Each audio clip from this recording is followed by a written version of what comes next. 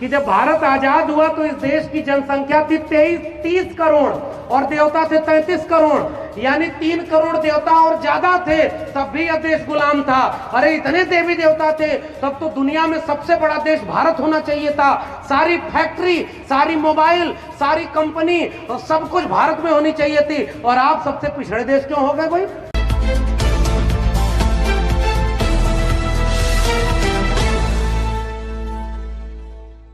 घर जाकर बच्चों को टेलीविजन बंद करके उन नेताओं के भाषण को बंद मत दिखाइएगा जो कहते हैं 80% हिंदुओं खतरे में हो, चलो मस्जिद पर हमला करने जाना है। उनसे रोक कर कहिए कि ये हिंदू युवा वाहिनी, ये बजरंग दल, हिंदू रक्षा दल, तमाम हिंदूवादी संगठन जब धर्म खतरे में बताते हैं तो सड़क पर आ जाते हैं। हमारे विद्यालय, हमारे स्कूल, हमारी शिक्षा, हमारी नौकरी और कोरोना में लाखों लाख लोग मर गए, तब उन्हें बचाने सड़क पर क्यों नहीं आए? ये केवल दंगा कराने के लिए सड़क पर आते हैं और कहते हैं कि हम हिंदू हैं।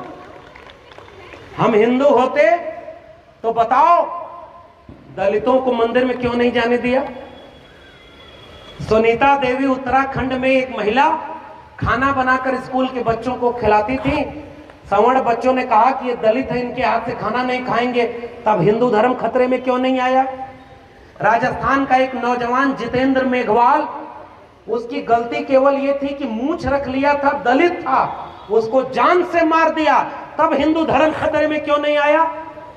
इस देश में, इसी प्रदेश में ओबीसी लोगों, अब ध्यान से सुनो, आपको बता रहा हूं, यहां एक जमाने में मुख्यमंत्री थे राम नरेश यादव।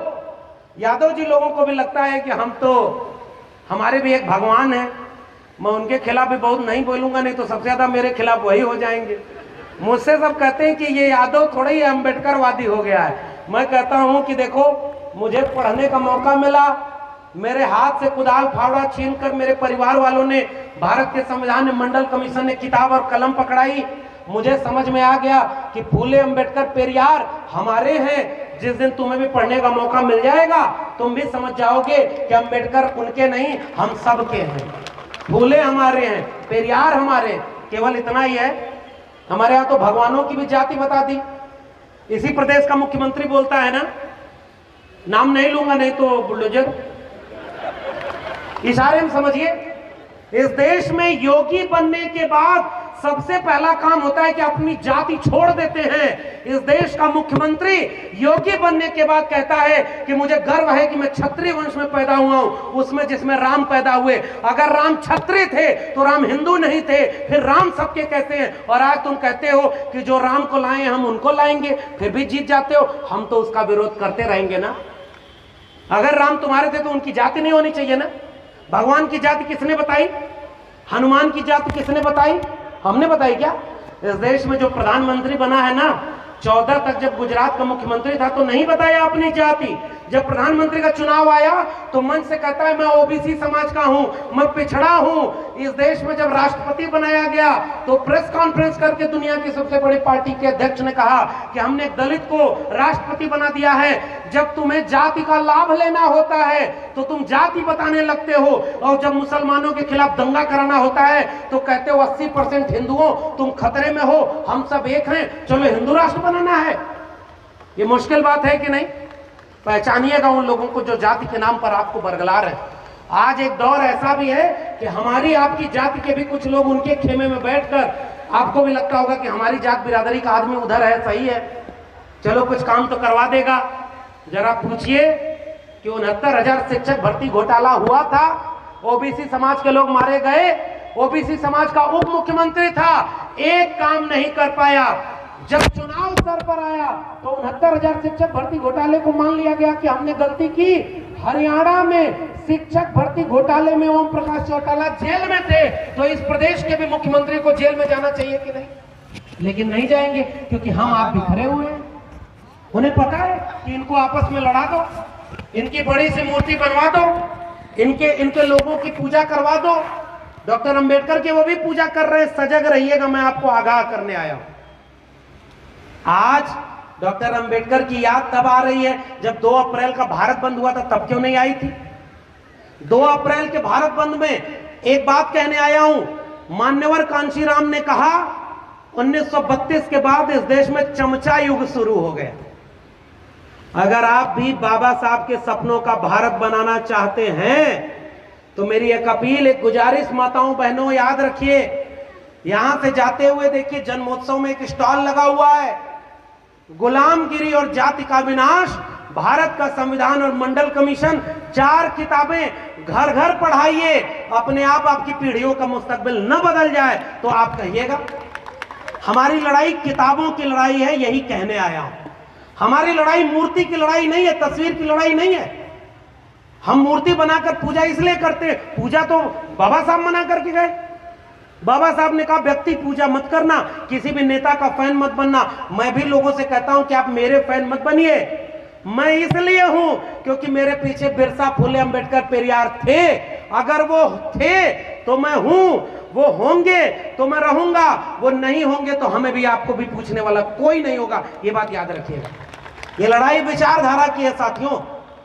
आपके पास भी व्हाट्सएप पर एक मैसेज आता है ना, इस मैसेज को देखते ही 25 लोगों को फॉरवर्ड करिए, शाम तक आपको अच्छी खबर आएगी। राकेश कुमार ने मैसेज देखकर इग्नोर कर दिया, उसकी नौकरी चली गई।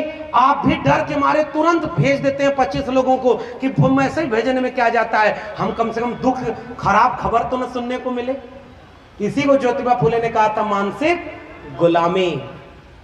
मैं आपसे कहने आया हूं कि वो मैसेज फॉरवर्ड करते गए कि गणेश की मूर्ति दूध पीती है और तमाम तरह से ये अफवाह उड़ाकर इस देश में वो सरकार बना ले गए और हमारे आपके बच्चों को मानसिक गुलाम पैदा कर ले गए। अगर फॉरवर्ड करना है तो गुलामगिरी, जाति का विनाश, हिंदू बनाम हिंदू मंडल कमीशन और भारत का संविधान घर घर फॉरवर्ड कर दीजिए। देखिए क्रांति न हो जाए तो कहिएगा। बाबा साहब की तस्वीरों की बजाय उनकी किताबों को घर घर पहुंचाना है, गुलामगिरी को घर घर पहुंचाना है। अब एक किस्सा सुनिए। बाबा साहब के गुरु तथा ज्योतिबा फुले ने एक नाटक लिखा, तृतीय रत्न। महिलाएं आई हैं, महिलाएं मंच पर हैं। मैं ऐसे किसी भी कार्यक्रम को कभी सफल नहीं मानता जिसमें पुरुषों से ज्यादा संख्या में महिलाएं न शामिल हो, क्योंकि बिरसा, फुले, अंबेडकर और पेरियार सबसे महत्वपूर्ण लड़ाई जो लड़ रहे थे, महिलाओं की बराबरी की लड़ाई लड़ रहे थे। इसलिए सैल्यूट है इन सारी माताओं और बहनों को जो आज बाबा साहब के नाम पर यहां इकट्ठी हुई। पुरुषों की क्रांति दरवाजे पर रुक जाएगी, गंभीर बात कह रहा हूं, समझिएगा। आप कितनी भी बड़ी क्रांति की बात करें, आपका घर के अंदर प्रवेश नहीं होता। एक महिला जिस दिन जागरूक हो जाए ना, वो चूल्हे पर बैठकर दूसरी महिला को समझाती हुई कहती है कि बहन 23-24 अप्रैल को अंबेडकर पार्क में बड़ा अच्छा कार्यक्रम हुआ, अगली बार आना तो तुम भी आना। ये देखो किताब ले आए हो, ये देखो मानसिक गुलामी दूर करनी है, ये देखो व्रत उपवास में हम लोग को फंसा दिया गया, और अगली बार देखिएगा चूल्हे से जो क्रांति थी वो सड़क पर निकलेगी, तभी इस देश में बदलाव आएगा। पुरुषों से कोई बदलाव नहीं आने वाला। पुरुष तो निकम्मे हैं, मैं कह रहा हूं। मैं क्यों कह रहा हूं? इस देश में जितना दंगा हुआ उसमें एक भी महिलाओं ने दंगा किया क्या? इस देश में आज भी रामनवमी के नाम पर तलवार और त्रिशूल लहरा रहे हैं, उसमें लड़कियां हैं क्या? ये सारा लड़कों को बाहर क्यों किया? क्योंकि बच्चे घर में खेलते हैं, छोटे छोटे लड़के लड़कियां दोनों, तो हम साथ खेलने देते हैं। ध्यान से समझिएगा, बिरसा, फुले, अंबेडकर की लड़ाई कौन सी थी? जैसे ही लड़कियां बड़ी हुई, लड़का बड़ा हुआ, लड़के को बाहर छूट दे दी, वो बाहर घूम रहा है 12 बजे रात तक, और लड़की को घर के भीतर कैद कर दिया। हमने अपने परिवार की लड़कियों को सिखाया कैसे चलना है, कैसे उठना है, कैसे बैठना है, कैसे हंसना है, और लड़कों को कुछ नहीं सिखाया। और इस देश में कोई क्रांति इसलिए नहीं हुई कि हमने महिलाओं को बराबरी का हक नहीं दिया। महिलाओं ने क्रांति का आगाज किया है। ज्योतिबा फुले कभी ज्योतिबा फुले नहीं बन पाते अगर सावित्रीबाई फुले उनके साथ खड़ी ना होती। इसलिए हमारी लड़ाई ज्योतिबा फुले और सावित्रीबाई फुले को साथ लेकर चलने की है। महिलाओं ने इस देश को बराबरी का पाठ पढ़ाया है। घर की बेटियों को, बेटों को भी पढ़ाइए, लेकिन मेरी अपील, गुजारिश है कि बेटियों को जरूर पढ़ाइए। और जितनी लड़कियां यहां आई हैं मैं उनको भी भड़का के जा रहा हूं। तुम्हारे घर में अगर शादी की बात करें तो लड़ जाना, कहना जब तक अपने पैरों पर खड़े नहीं हो जाएंगे हम शादी नहीं करेंगे, तब जाकर ये देश बदलेगा। हमने उनको बेड़ियों में जकड़ दिया, दक्षिण भारत में पेरियार एक विचारक का नाम हुआ। पेरियार ने महिलाओं की आजादी की बात कही। ओबीसी समाज के लोगों, एक किस्सा और सुनो। पेरियार भी ओबीसी थे, चरवाहा जाति से आते थे। पेरियार जब अपना घर छोड़ दिए, सबको अपना घर छोड़ना पड़ा, याद रखिएगा। ज्योतिबा फुले जब स्कूल खोले तो ब्राह्मणों ने जाकर उनके पिता को भड़का दिया कि धर्म विरोधी काम कर रहा है। और जब उन्होंने स्कूल खोला तो पिता सामने खड़े हो गए, कहे या तो अपना घर चुनो या स्कूल चुनो। ज्योतिबा फुले सावित्रीबाई फुले ने क्या चुना था? हाथ उठाकर बताइए, घर चुना था या स्कूल? जोर से बोलिए। यानी घर नहीं चुना। अगर घर चुने होते ज्योतिबा फुले तो आज वो कभी याद नहीं किए जाते। उन्होंने घर छोड़ दिया, तब जाकर आज उन्होंने भारत के इतिहास को लिख दिया है। स्कूल, कॉलेज और विश्वविद्यालय की लड़ाई हमारे लोगों ने अपनों से लड़कर लड़ी थी। ओबीसी समाज के लोगों, ज्योतिबा फुले को पढ़ो, माली जाति से आते थे। ओबीसी समाज के लोगों, पेरियार ललाई सिंह को पढ़ो। पेरियार दक्षिण भारत में जो हुए, जब बनारस गए, किस्सा सुनिए। तो बनारस में एक मंदिर में गए, उनको लगा कि मंदिर में तो सब जा सकते, मैं तो वैसे भी ओबीसी हूं। अब जब मंदिर में गए, उसके बाद वहां पर पूछा कि कौन जात? तो कहे जात, मंदिर में तो जाति नहीं पूछी जाती। तो कहे कि अगर तुम वहां आगे जा रहे हो तो एक बात बताओ, जब खाना लेने के लिए गए और तमाम जगहों पर गए तो वहां पूछा गया कि जनेऊ पहनते हो? तो उन्होंने कहा नहीं। तो कहे फिर तुमको खाना नहीं मिलेगा। तब पेरियार गुस्से में लौटे और दक्षिण भारत में जनेऊ जलाओ आंदोलन किया था आज से 50-60 साल पहले। तो उस विचारक का नाम है पेरियार। उसने कहा इस ब्राह्मणवाद ने तो हमारी पीढ़ियों को मानसिक गुलाम बना दिया। ओबीसी थे पेरियार, फूले ओबीसी थे। शादी में गए अपने सबसे प्रिय मित्र के, तो ब्राह्मण आग बबूला हो गए कि ये शूद्र हमारी शादी में क्यों जा रहा है। तब जाके ज्योतिबा फुले ने सबकी मुक्ति की बात लिखी। पेरियार ने महिलाओं के लिए एक बात कही है कि ये जो सजना संवरना है, ये गुलामी की बेड़ियां हैं। और आपको कड़वा चौथ में फंसा दिया। पति की लंबी उम्र के लिए महिलाएं व्रत रखती हैं, तो एक श्लोक ऐसा बताओ जो पति श्लोक पढ़ के महिलाओं की लंबी उम्र के लिए, पत्नियों की लंबी उम्र के लिए रखते हो। क्या पत्नी की लंबी उम्र की जरूरत नहीं थी इस देश में? फिर महिलाओं के व्रत पुरुष क्यों नहीं रखते भाई? हमारे यहाँ उधर आजमगढ़ में, पता नहीं आपके यहाँ होता है कि नहीं, एक व्रत होता है ज्यूत पुत्र का व्रत। हमारे यहाँ ज्यूतिया बोलते हैं उसे।